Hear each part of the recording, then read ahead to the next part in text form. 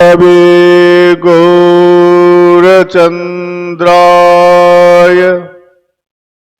राधिकायैस्तदालये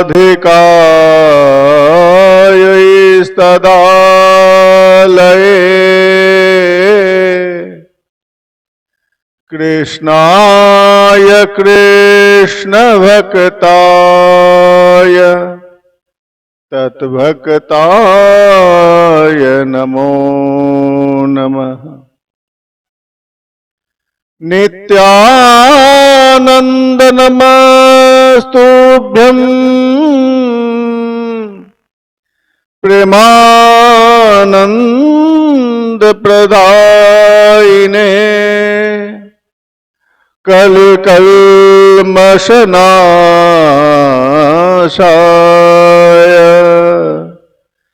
श्रीजन्नवापतये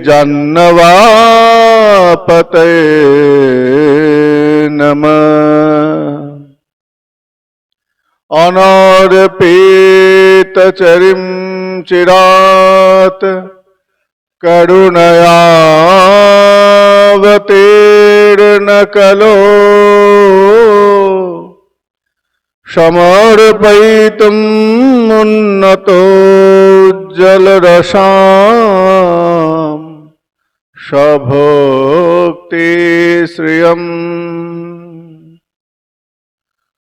हरिपुराटसुन्दर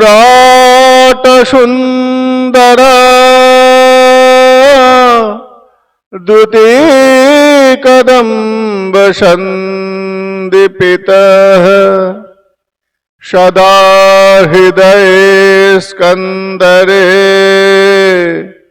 स्फुरतवसचिनन्दन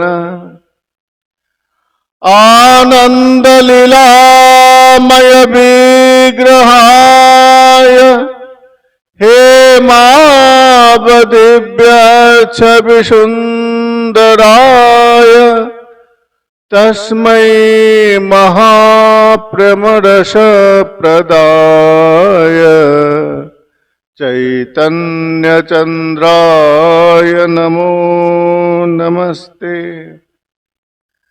वंशाकल्पतरुभ्यश्च कृपा सिन्धुर्वैव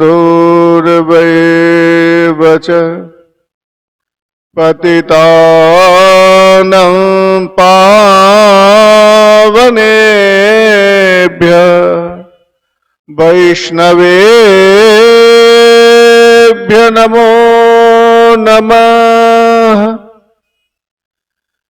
जय रूप सनातन भट्ट रघुनाथ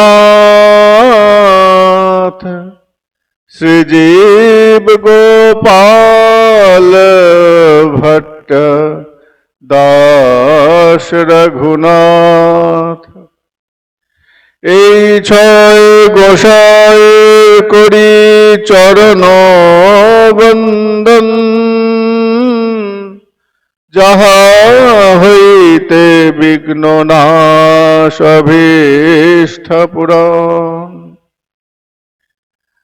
हे कृष्ण करुणा सिंधु दीनबंध जगतपते गोपेश गोपिकान्त राधाकान्त नमस्तुते। हरे कृष्ण कृष्ण कृष्ण हरे हरे हरे राम राम राम हरे हरे। जय जय श्रीताय गौर शीतनाथ प्रेमानंदे हरे हरे बोल। जय जय परमाराध्य परम पूजनीय प्रभुपाद सकल प्रभुपाद गणेर चरणे आमार प्रणाम। सामने श्री जगन्नाथ बलभद्रजीउ एवं सुभद्राजीके जय होन। অনন্ত কোটি ব্রহ্মাণ্ডে জগদীশ্বর ভগবান শ্রী গৌর সুন্দরের জয়, নিত্যানন্দ প্রভুর জয়, অদ্বৈত প্রভুর জয় হোক। গদাধর শ্রীবাস যত গৌর পার্ষদ তাদের চরণে প্রণাম, তাদের জয় হোক। আর আপন আপন গুরুদেবের চরণে প্রণাম এবং তাদের জয় হোক।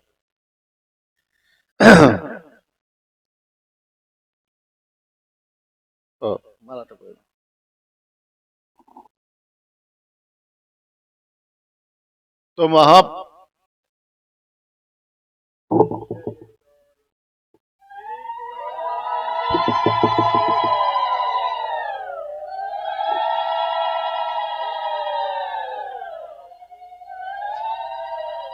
परम कल्याणमय परम मंगलमय भगवान श्री गोविंदेर अपूर्व गाथा,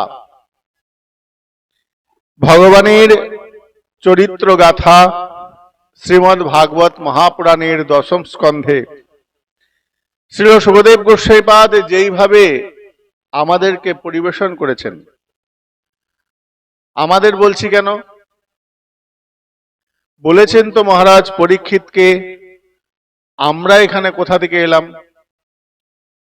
এখানে বিষয়টা হচ্ছে এই জন্যই আমরা বলছি, মহারাজ পরীক্ষিত যদি নিজের জন্য মনে করতেন তাহলে পরে গোপনে একাকী একটা ঘরের মধ্যে সুখদেব গোস্বাইপাদকে বসিয়ে ভাগবতী কথা শুনতে পারতেন। নৈমিষারণ্যে অসংখ্য অসংখ্য ঋষি মুনিদের নিমন্ত্রণ করে আহ্বান করে ডেকেছিলেন, শুধু নিজের উদ্ধার নয়, জগৎবাসীকে উদ্ধার করবার জন্য। তার প্রশ্ন শুধু একান্ত তার জন্য নয়, সমস্ত জগৎবাসীর হয়ে মহারাজ পরীক্ষিত প্রশ্ন করেছেন সুখদেব গোস্বাইপাদের চরণে। সেই শ্রী সুখদেব গোস্বাইপাদ তার অমৃত কথা ধারা মহারাজ পরীক্ষিতকে বলেছেন, এটা ঠিক, কিন্তু জগৎবাসীর উদ্দেশ্যে শ্রীমদ্ ভাগবত রূপে আমরা আস্বাদন করতে পারছি। যেই ভাগবতী গঙ্গার ধারা আমাদের উপর প্রতিনিয়ত প্রবাহিত হচ্ছে, কোথাও না কোথাও হরিকথা, গৌর কথা, কৃষ্ণ কথা পরিবেশিত হচ্ছে। আর এই ভুবন মঙ্গল হরিকথা শ্রবণ করে অসংখ্য অসংখ্য জীব তার মধ্যে থাকা কলুষিত পাপরাশিকে বিসর্জন দিচ্ছেন এই নাম শ্রবণের মাধ্যমে। কলিযুগে হরিকথা শ্রবণের এক বিশেষ মাহাত্ম্য রয়েছে। অন্যান্য যুগে তপস্যা, যজ্ঞাদি কর্ম যতটা প্রভাব ছিল, অন্যান্য যুগে, সত্য যুগে, ত্রেতা যুগে, দাপর যুগে এক একটা যুগের এক একটা ধর্ম ছিল। কি ধর্ম? কৃতে যধ্যায়তে বিষ্ণু। সত্য যুগে ধ্যান তপস্যাই হচ্ছে মূল ধর্ম। ত্রেতায়াম যজ্ঞত মুখে, ত্রেতা যুগে তুমি শুধু যজ্ঞ কর্ম করে, যজ্ঞ ধর্ম করে সেই পরমার্থ পেতে পারবে। আর দ্বাপরে পরিচর্যায়, দ্বাপর যুগে শুধুমাত্র পূজার্চনের দ্বারাই ভগবানকে সন্তুষ্ট করা যেত। এবার কলিযুগ এসেছে, কলিযুগে এই সব আর সেই বিশেষ প্রাধান্য নাই। কলিযুগে একমাত্র উপায় হচ্ছে শ্রবণ আর কীর্তন। তদ হরিকীর্তনাৎ কলৌ তদ হরিকীর্তনাৎ। আগে শ্রবণ করবে, তারপর মনন, তারপর কীর্তন। নববিধা ভক্তির 9টি অঙ্গের মধ্যে শ্রবণকে সবার আগে রেখেছে। হ্যাঁ, শ্রবণ, শ্রবণ কীর্তন স্মরণ বন্দন পাদ সেবন দাস্যরে পূজন সখীজন আত্মনিবেদন গোবিন্দ দাস অভিলাষরে। গোবিন্দ দাস বলছেন, এই কলিযুগে শ্রবণ কীর্তন, সর্বোপরি শ্রবণ, যদি তোমার শ্রবণটা ঠিকঠাক মতো না হয় তাহলে তোমার কোনো কাজেই আসবে না। পরীক্ষার হলে মাস্টারমশাই বলে দিলেন আগামীকাল 9টার সময় পরীক্ষা, তুমি শুনলে 5টার সময় পরীক্ষা, বিকাল বেলায় বা দুপুর 12টায়, ঠিক মতো শুনতে পেলে না। পরের দিন রেডি হয়ে এলে 12টার সময়, এসে দেখছো পরীক্ষা 9টার মধ্যে পরীক্ষা শুরু হয়ে 12টার মধ্যে শেষ হয়ে গেছে। শ্রবণটা ঠিকঠাক রাখতে হবে। যদি তোমার শ্রবণ ঠিকঠাক না হয় তাহলে পরে তোমার কর্মও ঠিকঠাক হবে না। শ্রবণ ঠিক করতে হবে। কি শুনছো, কিভাবে শুনছো, প্রয়োজন আছে, গুরুত্ব আছে। কি শুনছো, কোথায় শুনছো, কার মুখ থেকে শুনছো, কে বলছেন, সব গুরুত্বপূর্ণ, প্রত্যেকটার মূল্য আছে। তো শ্রীমদ্ ভাগবতের 10ম স্কন্ধে ভগবান শ্রী গোবিন্দ, গতকাল আমরা শ্রবণ করলাম, ভগবান এই ধরাধামে আবির্ভূত হয়েছেন। আবির্ভাব, ভগবানের আবির্ভাব হয়েছে। আমরা জন্ম উৎসব পালিত করি, সেটা আমাদের ব্যক্তিগত আনন্দের একটা প্রকাশ, কিন্তু ভগবানের জন্ম হয় না, তার জন্মও নাই, তার মৃত্যুও নাই, তার আগমন গমন, একবার আসেন একবার যান, একবার আবির্ভাব হয় একবার তিরোভাব হয়। ভগবান এসেছেন, ভগবান তার লোক ছেড়ে আবার চলে গেছেন, এটাই বিধেয়। ভগবানের ক্ষেত্রে, আমাদের সাধু বৈষ্ণবের ক্ষেত্রে আগমন, তারা পতিতকে উদ্ধার করবার জন্য, জগৎকে উদ্ধার করবার জন্য সাধু বৈষ্ণব ভগবান পৃথিবীতে আসেন, তারা কৃপা করেন, তাদের কর্ম হয়ে গেলে আবার তারা নিজ লোকে ফিরে যান। তো ভগবান আবির্ভূত হয়েছেন স্বমহিমায়। ভগবান শ্রীকৃষ্ণ জগতে আবির্ভূত হয়েছেন, নন্দ যশোদার ঘরে আজ বড় আনন্দ, নন্দ বাবার ঘরে নন্দকে আনন্দ ভয় জয় কানহাইয়া লাল। সকালবেলা উঠে নন্দরানীর যারা ননদরা ছিল তারা খুব চেঁচামেচি করছে, আরে কি হয়েছে, কি হয়েছে, আরে মা যশোদার সন্তান হয়েছে, বৌদির সন্তান হয়েছে, দাদা দেখবি আয় বৌদির সন্তান হয়েছে। নন্দ বাবাও আনন্দে দৌড়ে দৌড়ে আসছেন। আনন্দ কেন না, নন্দ বাবার অনেকগুলো ভাই, অনেকগুলো দাদা, তাদের প্রত্যেকের সন্তানাদি আছে, কিন্তু নন্দ বাবার কোনো সন্তানাদি ছিল না। অনেক বার্ধক্য বয়সে, অনেক বুড়ো বয়সে গিয়ে নন্দ বাবার সন্তান হয়েছে। মা যশোদা কেমন দেখতে জানো? স্লিম ফিগার নয়, জিরো ফিগার নয়, টিভিতে যেগুলো দেখো সম্পূর্ণ মিথ্যা।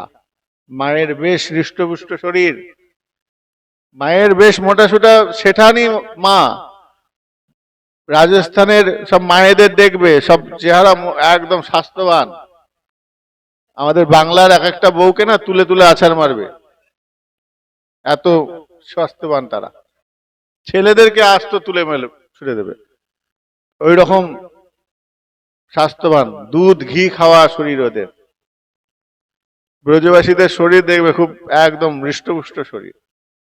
তো মা যশোদা কোনো রোগা লিকলিকে মা নয়, শক্তপোক্ত, শক্তিশালী।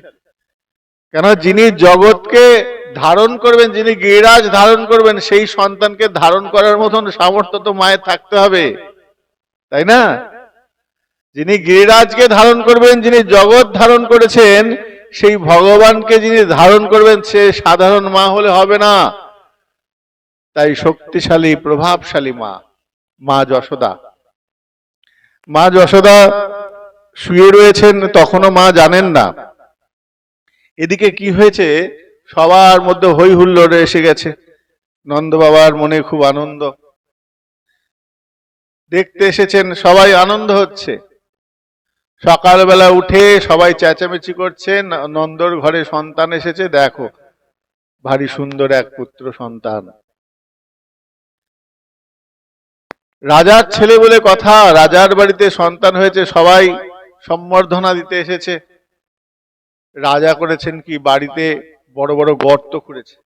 এত আনন্দ, বড় গর্ত খুঁড়ে যত মাখন দই ওর মধ্যে ঢেলেছে, ঢেলে নন্দ বাবা কি করছেন, আনন্দে জড়িয়ে ধরছেন তার বন্ধুদের, জড়িয়ে ধরে ওই গর্তের মধ্যে পড়ে যাচ্ছেন।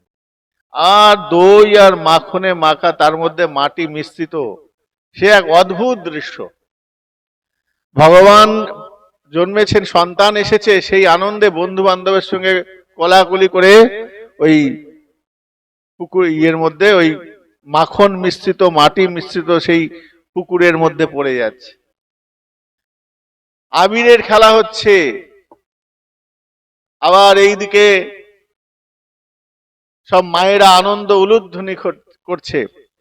কেন না, যে নন্দ বাবার সন্তান এসেছে। এদিকে কি হয়েছে, আগের দিন রাত্রিবেলায় কংস তো জানতে পেরেছে সন্তান হয়েছে,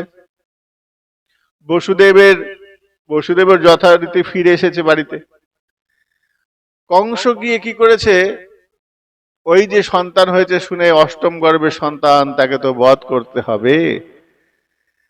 মহারাজার কানে যখন খবর পৌঁছালো, এদিকে বসুদেব সব সুগচ্ছিত ভাবে সুন্দরভাবে এদিকে কাজ করে দিয়েছেন, নন্দরানীর ঘরে রেখে দিয়ে এসেছেন সন্তানকে।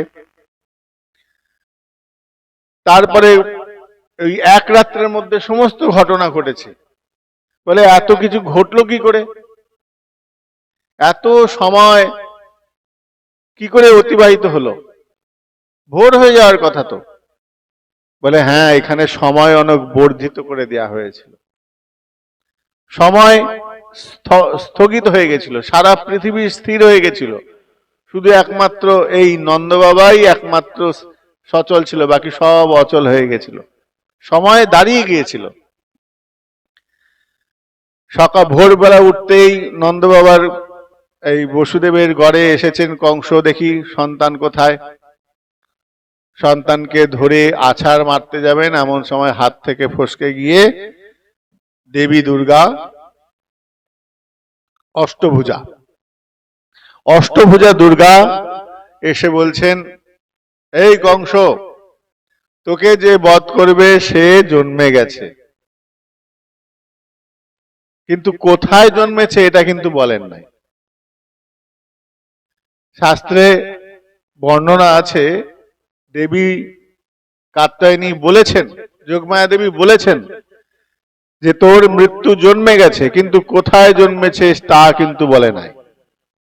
অনেক অনেক কীর্তনের মধ্যে শুনি, তোমাকে বদিবে যে গোকুলে বাড়িতে এসে, এটা কীর্তনে অনেক পদকর্তারা পরবর্তীকালে রচনা করেছেন, কিন্তু শাস্ত্রে কোথাও এই রকম উল্লেখ নাই,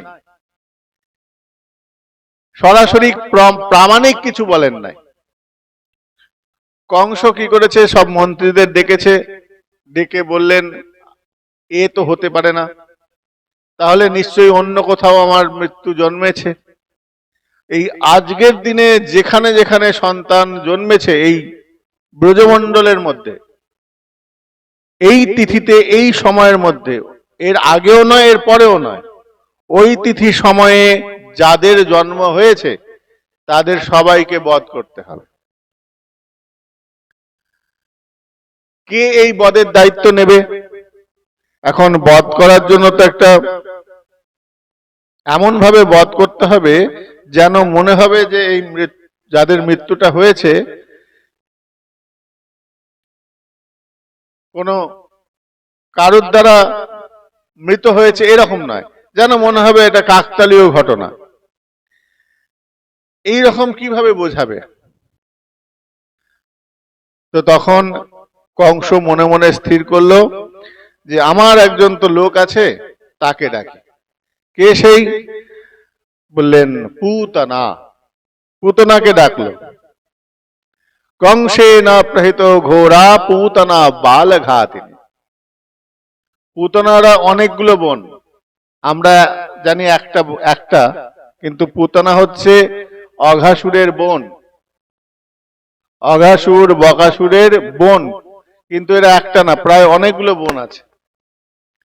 অনেকগুলো বোনের মধ্যে অন্যতম এই এই যে পুতনা, এই পুতনার কাজটা কি? বালঘাতিনী।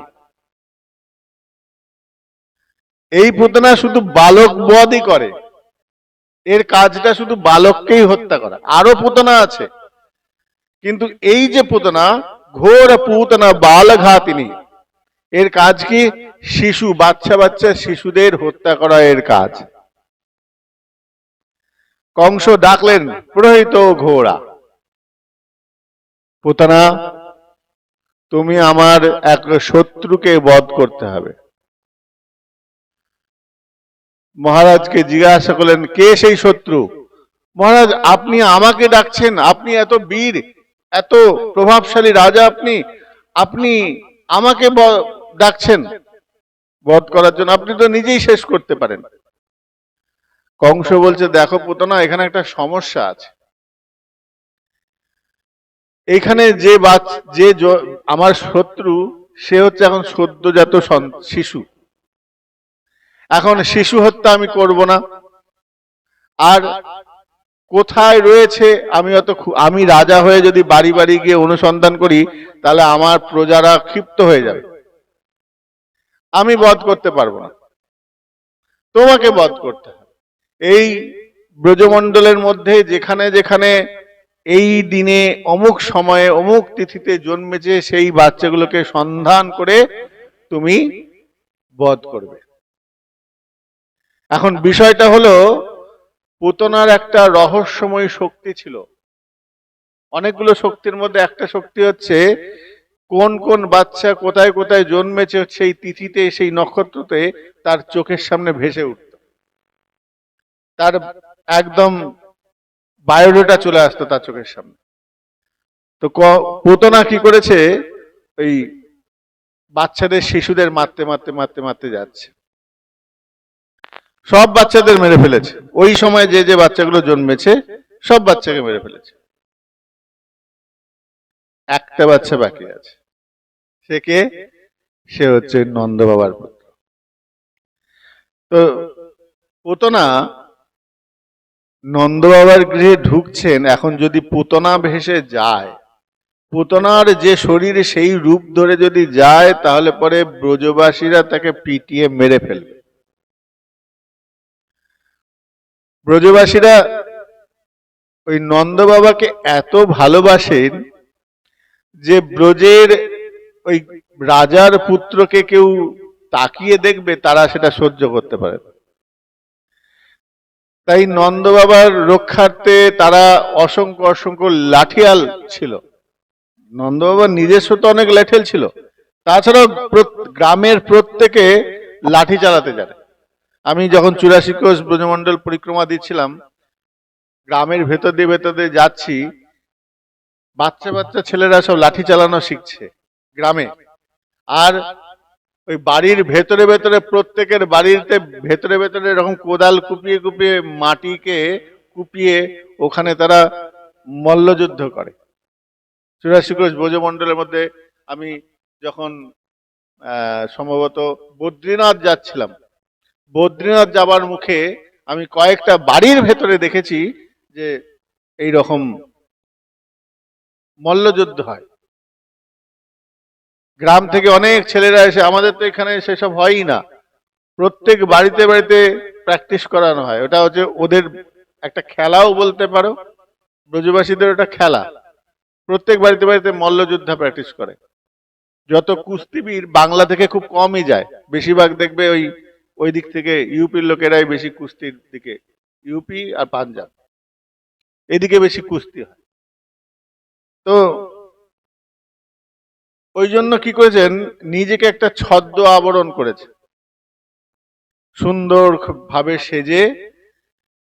পুতনা আজ পুতনা নয়, এক অদ্ভুত সুন্দর সুসজ্জিত হয়ে নন্দ বাবার রাজ দরবারে প্রবেশ করেছে। এখন সবাই আনন্দে মেতেছে, সবাই আনন্দে মেতেছে। যে যার মতন আনন্দে রয়েছে। এখন এই পুতনা সুন্দর রূপ ধরে এসে নন্দরানীকে বলছেন, নন্দরানী তোমার ছেলেটাকে আমাকে কোলে একবার দেবে। এখন রূপের এত সৌন্দর্য, সবাই মন গলে গেছে, একদম মন গলে গেছে। কেউ ভাবতে পারছে না যে এ ভয়ঙ্কর। সমাজে আমাদের মধ্যে এরকম আছে, দেখবে খুব সুন্দর মিষ্টি মিষ্টি কথা বলে, সুন্দর দেখতে, সুন্দরে ফসেছ তো মরেছ। সব সুন্দর জিনিস ভালো হয় না, সব সুন্দর জিনিস ভালো হবে এর কোনো বাস্তবিক প্রামাণিক নেই। এমন এমন সুন্দর জিনিস আছে তাকে মৃত্যুর দিকে ঠেলে দেয়। এখানে জগৎকে শিক্ষা দিচ্ছে, এখানে ভাগবতের প্রত্যেকটা বিষয় জগৎকে শিক্ষার জন্য। আমরা ভাগবত অধ্যয়ন করি শুধু ভগবানের চরিত্র গাথা শুধু নয়, ভগবান নিজে শিক্ষা দিচ্ছেন, জগৎকে বলছেন সব সময় সুন্দর জিনিসের প্রতি বিশ্বাস করতে নাই। মিষ্টি কথা বলছে মানে সে খুব ভালো মানুষ নাও হতে পারে, মুখে মিষ্টি ভেতরে বিষ, ভেতরে বিষ। পুতনার অন্তরে তো বিষই রয়েছে। তো মা যশোদা বলছেন না, মা যশোদা গ্রামের মা তো, সরল সাদা সিধা। এখনকার দেখবে বাচ্চা চুরি হচ্ছে, খুব সাবধান। বাচ্চা মায়েদের ক্ষেত্রে খুব বিশেষ গুরুত্ব নিতে হবে, সন্তানদেরকে খুব চোখে চোখে রাখতে হবে। বাড়িতে ওই থালা বাসন বিক্রি করতে আসে, অনেকে দেখবে ওই জিনিসপত্র সোনপাপড়ি বিক্রি করতে আসে, বাড়িতে ঢুকে তুমি একটু ভেতরে গেলে বাচ্চা নিয়ে চলে গেল।